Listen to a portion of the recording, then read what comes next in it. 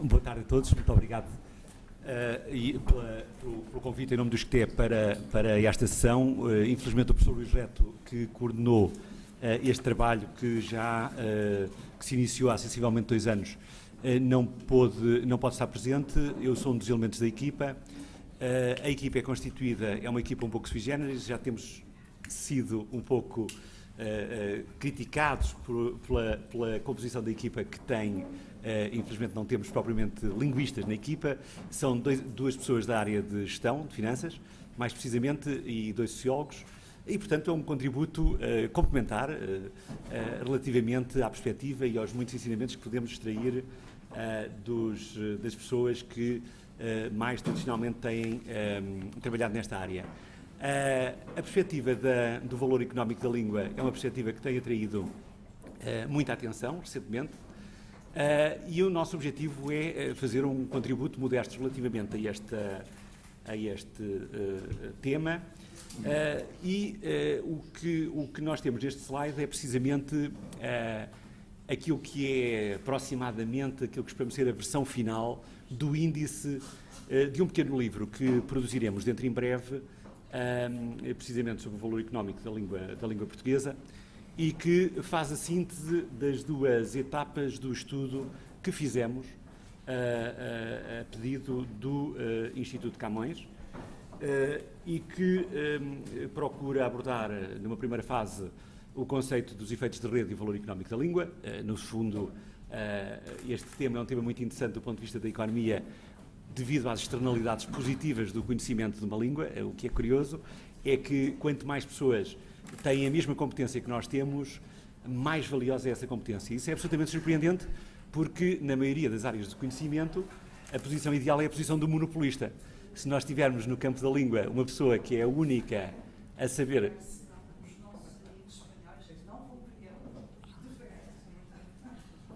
Eu peço desculpa, vou tentar falar mais despacio, mas não em espanhol, porque seria muito arriscado. Apesar de ter nascido a menos 5 km da fronteira espanhola e ter muita família em Espanha, mas comunicamos habitualmente no nosso idioma. Ao nível da minha família é possível a intercompreensão sem qualquer problema e de forma absolutamente simétrica, isto é, eles até conhecem algumas expressões idiomáticas portuguesas melhores que nós, mas é muito perto da fronteira, na zona de Ciudad Rodrigo. Efetivamente, eu espero não estar a abusar demasiado do meu tempo com temas pessoais e, portanto, voltaria ao meu tema e procuraria que a compreensão fosse fácil. Efetivamente, o valor económico da língua resulta dessa situação em que quanto mais pessoas conhecem a nossa língua e também, num outro aspecto, quanto mais pessoas ricas conhecem a nossa língua, maior o seu valor. Isto é bom conhecer uma língua de ricos do que uma língua de pobres, desculpem esta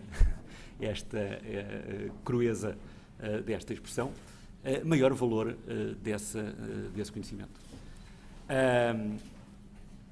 Depois teremos uma breve análise do português no contexto das línguas mundiais, isto é, como é que nós podemos posicionar o português no contexto internacional, e nesse aspecto utilizámos um instrumento de fácil acesso, que é o Observatório do Jean-Louis Calvé, um dos investigadores mais conhecidos nesta área.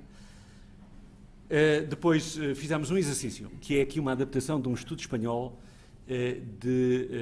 que foi muito conhecido no contexto da língua espanhola, que é sobre o peso da língua em percentagem do PIB. E já hoje de manhã aqui foram referidas algumas dessas conclusões, eu depois também abordaria brevemente esse aspecto. Depois fizemos, e isto foi mais a segunda parte do nosso estudo, sobre o impacto da proximidade linguística relativamente ao comércio externo e ao investimento estrangeiro, por um lado, e também relativamente às movimentações de pessoas, quer por razões de turismo, de conhecimento, quer por razões de fluxos migratórios. E veremos que o impacto da proximidade linguística é muito diferenciado. Influencia algumas variáveis de forma muito marcante e outras é praticamente irrelevante. Depois, os capítulos 7 e 8 dizem respeito, essencialmente, e focam essencialmente, um estudo que foi feito junto dos alunos do Instituto de Camões, um pouco por todo o mundo, relativamente aos motivos por que estão interessados em aprender português, por um lado, e relativamente ao seu conhecimento sobre personalidades e marcas de empresas e de pessoas que têm a sua sede em países de expressão portuguesa, no caso das empresas, ou que utilizam e falam o português. E, por último, partilharia convosco algumas recomendações relativamente, por um lado, à utilidade da aprendizagem da língua e relativamente ao seu valor, quer para empresas, quer para instituições, relativamente a este aspecto. Uma breve nota é de que, efetivamente, o valor da língua tem sido estudado por um conjunto bastante vasto de autores. Curiosamente, nós encontramos estudos muito interessantes relativamente ao francês no Canadá, do Quebec, é uma das áreas interessantes. O espanhol tem sido objeto de grande estudo. E, relativamente ao inglês, existe uma certa descrição. Há alguns estudos, mas mais discretos, talvez porque, como o Calvé designa, o inglês é uma língua hipercentral. É demasiado poderosa no contexto das línguas e, numa perspectiva de preocupação relativamente à ecologia das línguas e à desaparição que alguns especialistas consideram dramática de imensas línguas no mundo, recentemente faleceu um dos únicos falantes de uma língua de esquimós, e a única pessoa viva que conhece essa língua foi um antropólogo americano que o estudou com ele. Portanto, há situações, efetivamente, de desaparição do património da humanidade que é motivo também de grande preocupação. E, portanto, o Jean-Louis Calvé é uma das pessoas que mais tem trabalhado nessa área. E, portanto, temos também um autor que é o Green, que é bastante importante referir, e, naturalmente, o meu colega aqui de mesa, de quem nos inspirámos também muito, que o José Garcia Delgado, que tem conduzido trabalhos muito importantes neste estudo, e alguns dos aspectos. Nós procuramos fazer alguma aplicação empírica de grande parte das reflexões que também nos sugeriu. Portanto, relativamente à questão talvez para sintetizar este aspecto do valor da língua num pequeno quadro que está num texto do Sr. Green,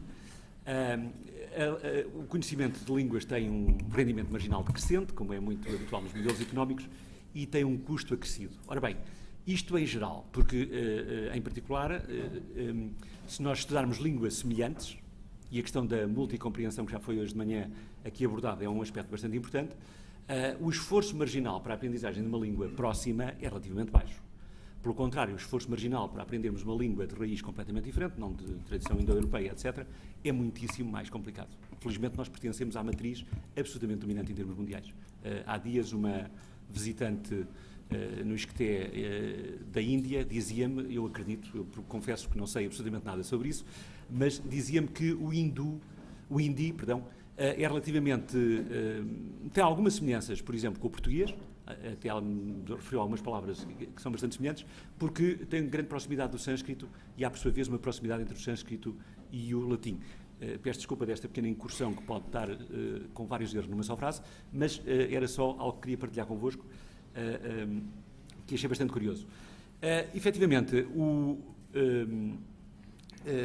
o nível ótimo, a dimensão ótima do número de línguas que nós devemos conhecer é discutível. Hoje de manhã falou-se aqui em 2 ou 3. Ser pelo menos trilingue é bastante recomendável, foi referido. Talvez seja 4, não sei. Mas, efetivamente, há benefícios na aprendizagem de outras línguas que depois são decrescentes.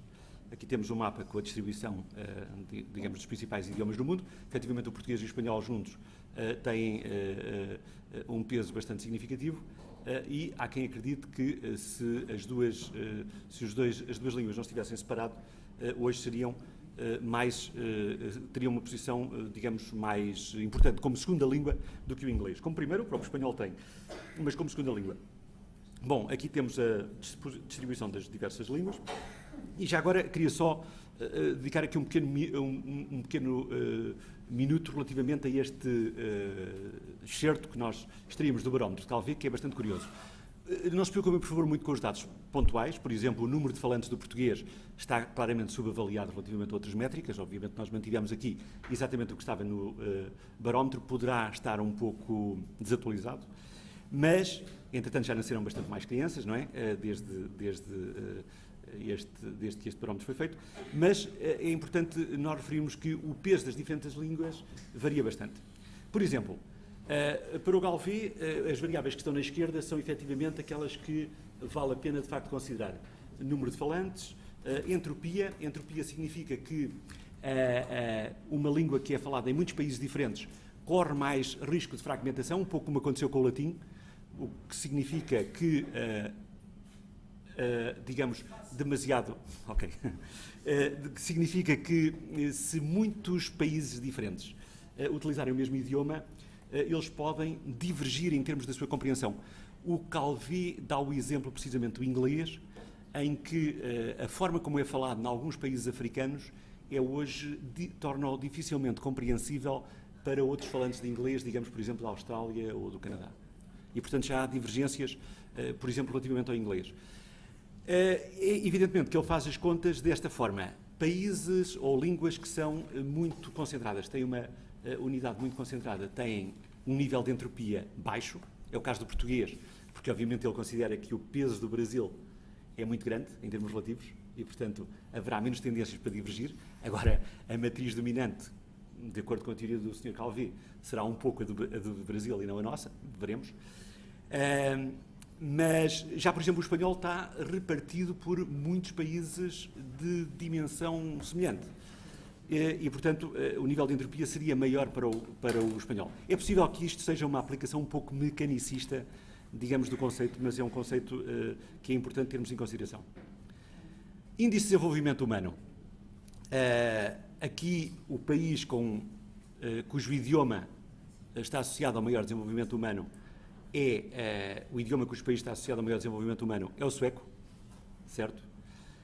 Em termos de taxa de fecundidade, com 6,1 crianças por mulher, é o Luba Kasai. Enfim, eu não sei. Eu não sou um linguista, aviso, e não sei de onde é o Luba Kasai, mas achei que era curioso. Presumo também que não seja uma língua com muitos falantes, certo?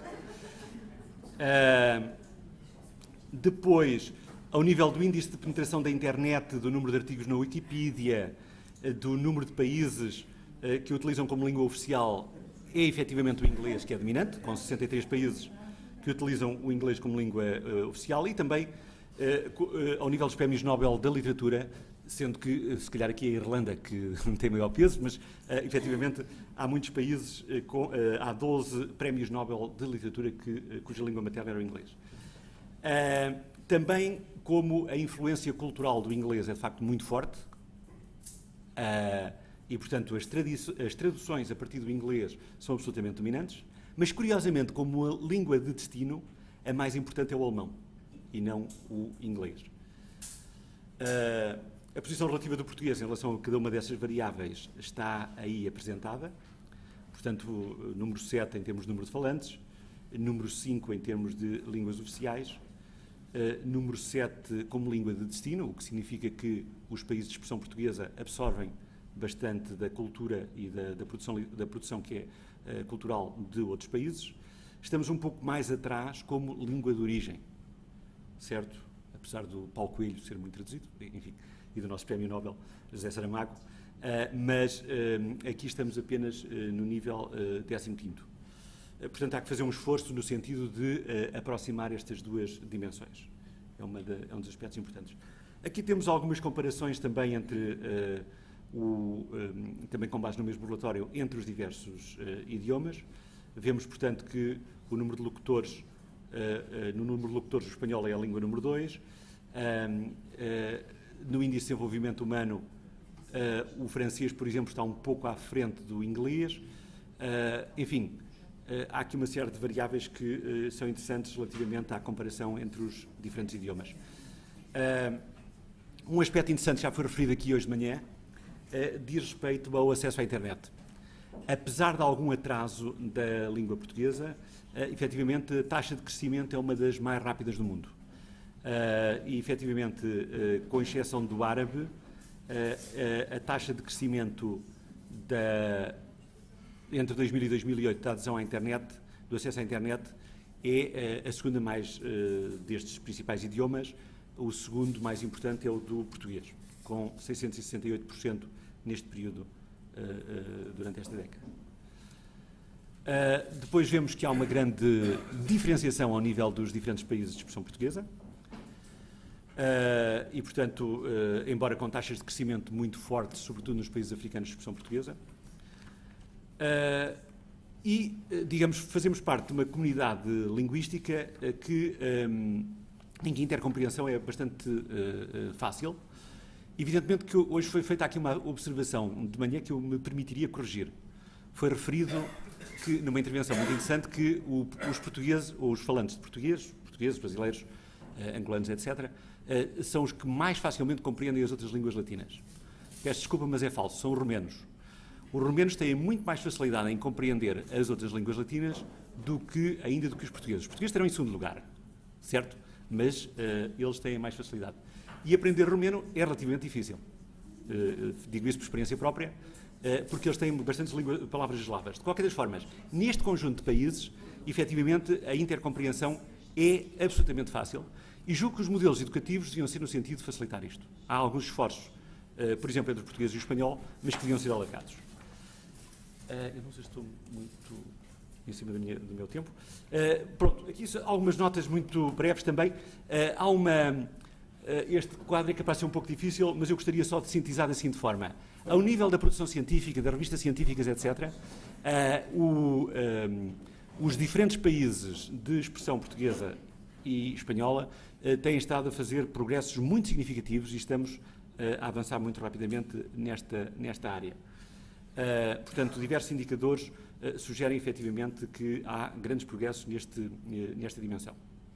Peço desculpa, estou a andar para trás. Em termos de PIB, e isso é bastante importante,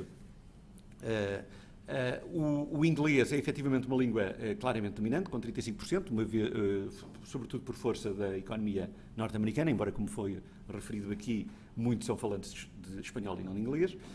Alguns nem sequer sabem inglês nos Estados Unidos. A seguir temos o japonês, o chinês, o alemão, o espanhol, o francês, o italiano, o russo, o português. Se considerarmos este conjunto de idiomas, temos cerca de 80% do PIB representado pelas línguas dominantes. Aqui há uma concentração muito forte. E agora uma breve nota relativamente à aplicação do estudo que foi um investigador espanhol muito respeitado, Martim Municio, relativamente ao peso da língua no PIB. Efetivamente, o que nós fizemos foi uma aplicação diretamente às contas nacionais da metodologia e dos coeficientes aplicados nesse estudo. Eu posso só caracterizar isso de uma forma muito breve, que é a seguinte. Certas atividades económicas dependem muito pouco da língua. A agricultura, certo tipo de serviços, como por exemplo a remoção de resíduos ou outro tipo de serviços, têm muito pouco a ver com a língua, certo? Efetivamente, trabalhadores mexicanos podem trabalhar facilmente nos Estados Unidos, na Califórnia, sem qualquer compreensão do inglês, e é muito fácil explicar-lhes o que é que eles têm que fazer, certo? Portanto, aí a intercompreensão é pouco importante. Portanto, o coeficiente da língua na área da agricultura, florestas e pescas é muito baixo.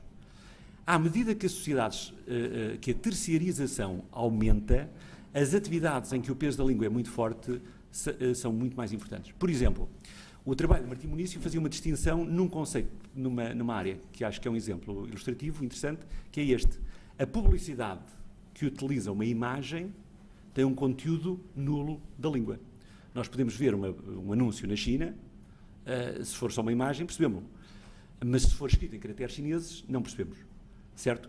E, portanto, certo tipo de atividades podem ter numa área um componente forte da língua, noutros podem não ter. Portanto, a aplicação direta à distribuição do PIB português permitiu-nos, desses coeficientes, permitiu-nos chegar ao valor dos 17%. É um pouco mais elevado do que na altura foi obtido para a economia espanhola. Uma das razões que provavelmente explica esse fenómeno é que foi feito mais recentemente este trabalho em Portugal do que na Espanha e, portanto, provavelmente isto significa que se o mesmo exercício fosse repetido na Espanha hoje, também se obteria um valor ligeiramente mais elevado. Provavelmente, as características e a distribuição das economias portuguesas e espanholas são bastante semelhantes, embora, obviamente, nós sabemos que há diferenças significativas em termos do PIB, do PIB mesmo por habitante, mas em termos da distribuição das diversas atividades deve ser relativamente semelhante. Quanto à relação entre comércio externo e investimento direto estrangeiro e PIB, é importante referir que alguns autores consideram que as barreiras linguísticas podem ser muito significativas relativamente ao comércio. A dificuldade de compreensão pode criar problemas. Por exemplo, nós sabemos que os rótulos dos produtos têm que ser escritos em vários idiomas. Há, portanto, um esforço significativo. Alguns estudos sugerem que a diferença linguística pode equivaler a uma tarifa que pode ir dos 15% aos 22%. E, portanto, isto pode ser significativo. Se isto for efetivamente verdade, isso significa que as proximidades linguísticas deveriam facilitar o comércio. Ora, todos nós sabemos que as trocas comerciais entre Portugal e o Brasil, por exemplo, são muito modestas. Efetivamente, existem e estão a desenvolver-se. Mas o estádio do investimento das trocas comerciais entre Portugal e o Brasil é extremamente reduzido. Portanto, talvez haja aqui algumas dúvidas relativamente a isto. Proximidade geográfica é o mais importante de todos. A Espanha é indiscutivelmente o maior parceiro comercial de Portugal, quer ao nível das exportações, quer das importações, e os outros países europeus são muito importantes, a França, a Alemanha, o Reino Unido, etc. Portanto, a geografia conta muitíssimo mais do que a proximidade linguística ou cultural no que diz às trocas comerciais. O exercício que nós fizemos foi um exercício muito simples, foi, no fundo, dividir os nossos parceiros em 4 grupos, dos que falam português, dos que falam uma língua muito parecida, que é, neste caso, o espanhol, dos que falam inglês, que é uma língua que, embora um pouco mais diferenciada, mas relativamente à qual existe uma compreensão bastante generalizada, e os outros. E, efetivamente, nós verificamos que, ao nível das importações, não há qualquer impacto da língua. Pensem no seguinte: o peso dos falantes de português anda nos 3, 4% em termos mundiais, e, portanto, as nossas importações são apenas... o peso das importações de países de expressão portuguesa é apenas de 3% do total. E é fácil de imaginar que, sendo Portugal muito dependente, por exemplo, da importação de petróleo, não interessa que o país que nos fornece o petróleo fale português ou outra coisa qualquer. Não sei se importamos alguma coisa do Brasil, em termos de petróleo, mas provavelmente os nossos principais fornecedores são países árabes ou outros com os quais não existe qualquer intercompreensão, mas isto não é importante. Já ao nível das exportações, a proximidade linguística tem algum peso. Efetivamente, os 7% absorvidos por falantes de português, e aqui Angola tem um peso mais importante que o Brasil, já é provavelmente uma diferença significativa. Ao nível do investimento direto estrangeiro, pelo contrário, o peso é muitíssimo mais significativo. Eu julgo que aqui isto foi sintetizado. Portanto, 19% do investimento direto português no estrangeiro vai para países de expressão portuguesa, e aqui muito Angola e Brasil são, por ordem inversa, Brasil e Angola são muito importantes, e também o investimento estrangeiro para Portugal é muito, 13% é significativamente acima dos tais 3, 4%. Ao nível dos fluxos migratórios e de turismo, encontramos igualmente uma diferença abissal. Ao nível migratório das imigrações para Portugal, cerca de 51% dos imigrantes que vêm para Portugal já falavam português. E isto é uma diferença enorme, relativamente aos tais 3, 4% que seriam a cota natural. A proximidade linguística não é muito importante, mas apesar de tudo encontramos um pequeno peso dos falantes de espanhol, e depois vêm outras pessoas também por razões geográficas. Por exemplo, em Portugal há muitos imigrantes de países do centro da Europa. Ao nível das imigrações, o aspecto económico é mais importante, mas também ainda aqui encontramos a proximidade linguística como importante. A imigração de Portugal, por exemplo, ao Brasil, para Angola, etc., tem um peso relativamente significativo, neste caso 17% do total, embora 55% seja, embora aqui tenhamos um peso significativo, por exemplo, dos países de língua inglesa. Ao nível do turismo, o impacto da proximidade linguística é quase nulo, quer à entrada, quer à saída. Portanto, nas migrações é muitíssimo mais importante para quem vai para ficar. Obviamente, atribui muito mais importância à proximidade linguística do que quem vai para visitar. Apesar da imagem mítica que o Brasil tem para os portugueses, mas apesar de tudo é capaz de ser um destino um pouco caro, sobretudo pela distância, e também, presumo eu, de Portugal para os brasileiros, sobretudo os que são de origem portuguesa. Uma outra dimensão que foi, também resultou do nosso estudo é efetivamente a questão de porquê é que se aprende português. E aqui há uma visão muito otimista relativamente às pessoas que aprendem português. Seria interessante poder fazer este estudo para grupos mais latos, mas relativamente às pessoas que aprendem português, o aspecto estratégico do valor do português como uma língua de trabalho, inclusive, é muito importante. A questão afetiva, através de expressões como a beleza da língua, ou a ligação afetiva, etc., efetivamente também é importante, mas um pouco menos. Portanto, há uma visão muito otimista relativamente. Havia perguntas mesmo específicas sobre se no futuro o português se tornaria ainda mais importante, e a resposta era quase sempre positiva. Portanto, as pessoas atribuem importância para viajar, para comunicar e, sobretudo em termos de futuro, também para trabalhar. É considerada como muito importante. Temos aqui os 62%, aqui na parte de baixo. No futuro penso usar português para trabalhar, com 62% a considerar isso como um fator importante. Portanto, as pessoas que aprendem português não são apenas descendentes de imigrantes ou outras pessoas com interesse especial. Um outro aspecto que também é importante é a questão da influência de marcas e de personalidades na comunidade dos que aprendem português. E aqui, a personalidade que emergiu como mais significativa, nós aqui até distinguimos um pouco entre os trabalhadores do conhecimento e as chamadas celebridades. Celebridades, os trabalhadores da língua, as celebridades incluem os jogadores de futebol, incluem alguns artistas ou outras personalidades. E a figura que emergiu em primeiro lugar foi o então Presidente do Brasil, Lula da Silva, certo? Enfim, seguido muito perto por um jogador de futebol brasileiro, Ronaldinho Gaúcho. Quanto ao Ronaldo, tivemos vários problemas, porque há Ronaldos portugueses e brasileiros, e aqui podemos ter alguns problemas de classificação, porque tivemos uma grande dificuldade, nem todos sabiam colocar o Cristiano antes, no caso de se referirem ao famoso jogador do Real Madrid, mas, efetivamente, o Figo, Luís Figo, enfim. E alguns de cultura prova que o Instituto de Camões está a fazer um excelente trabalho, é de que, efetivamente, havia conhecimento importante de personalidades como o Fernando Pessoa ou o José Saramago, na altura ainda vivo. E cá aparece o Paulo Coelho, não é um dos meus favoritos, mas peço desculpa deste pequeno desabafo. Amália Rodrigues, Luís de Camões, etc. Depois, ao nível das personalidades, nos países lusófonos, a situação inverte-se um pouco, o que significa que já há uma visão muito própria. A Lourdes Motola, que é uma atleta moçambicana, efetivamente surge como a figura número 1 nesta pequena comunidade.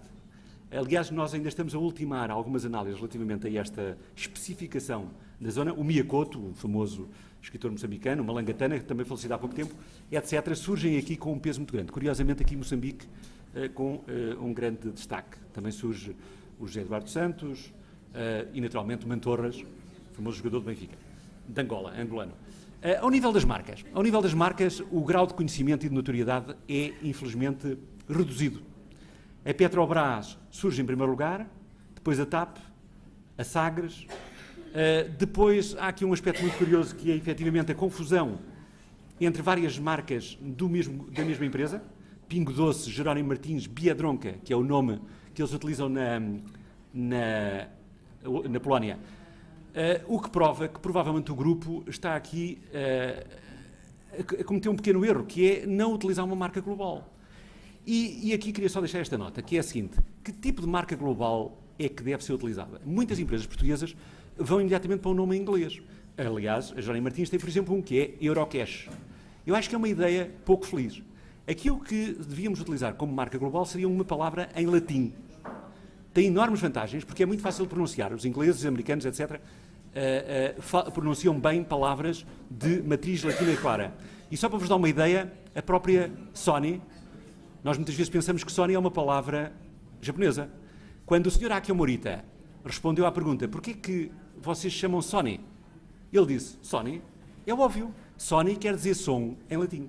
Claro que adaptaram lá a história do Y, é assim um bocadinho suspeita. Mas, de qualquer das formas, os consultores de marketing pensaram e criaram uma designação claramente latina. Enfim, é uma das recomendações que eu faria aqui.